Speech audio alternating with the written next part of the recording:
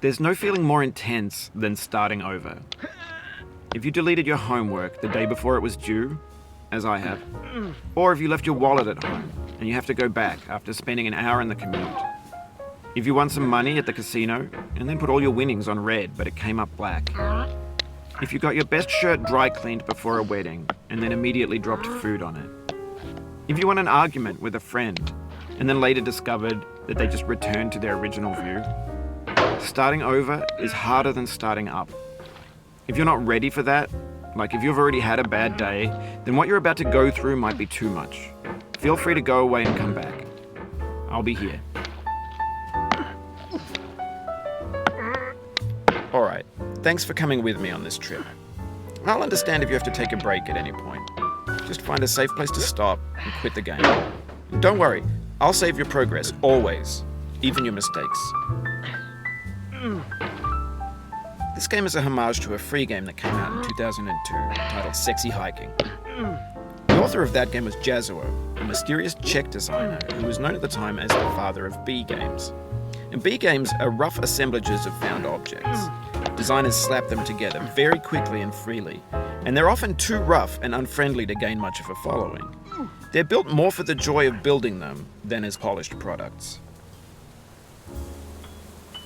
In a certain way, Sexy Hiking is the perfect embodiment of a B game.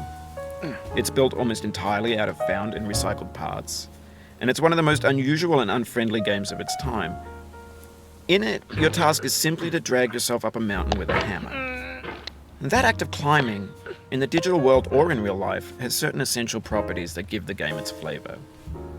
No amount of forward progress is guaranteed. Some cliffs are too sheer or too slippery, and the player is constantly, unremittingly in danger of falling and losing everything. Anyway, when you start Sexy Hiking, you're standing next to this dead tree that blocks the way to the entire rest of the game. It might take you an hour to get over that tree, and a lot of people never got past it. You prod and you poke at it, exploring the limits of your reach and your strength, trying to find a way up and over.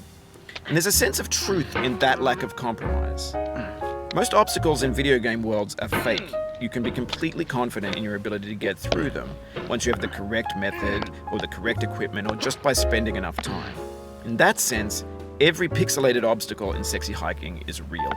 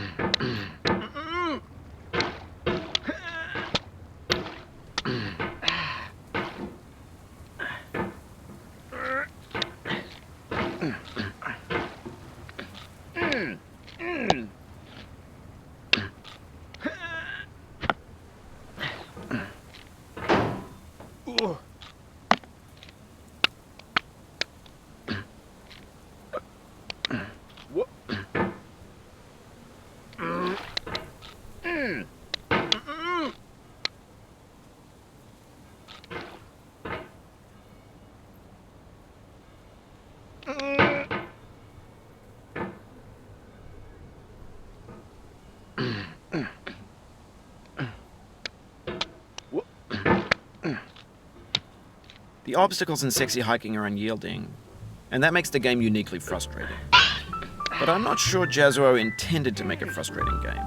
The frustration is just essential to the act of climbing, and it's authentic to the process of building a game about climbing. A funny thing happened to me as I was building this mountain. I'd have an idea for a new obstacle, and I'd build it, test it, and it would usually turn out to be unreasonably hard. But I couldn't bring myself to make it easier. It already felt like my inability to get past the new obstacle was my fault as a player rather than as a builder.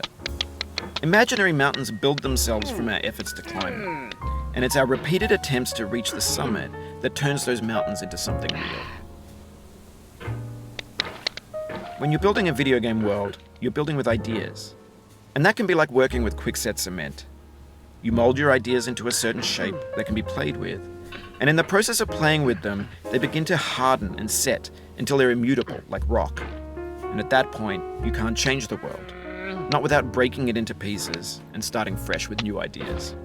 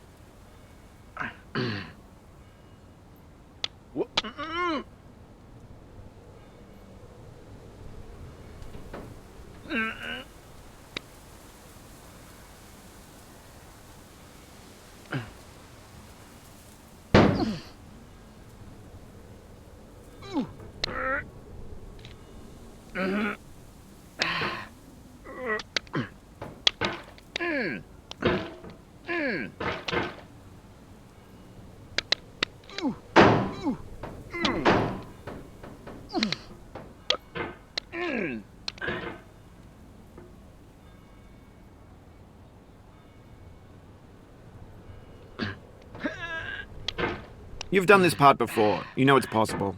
Just do what you did the first time.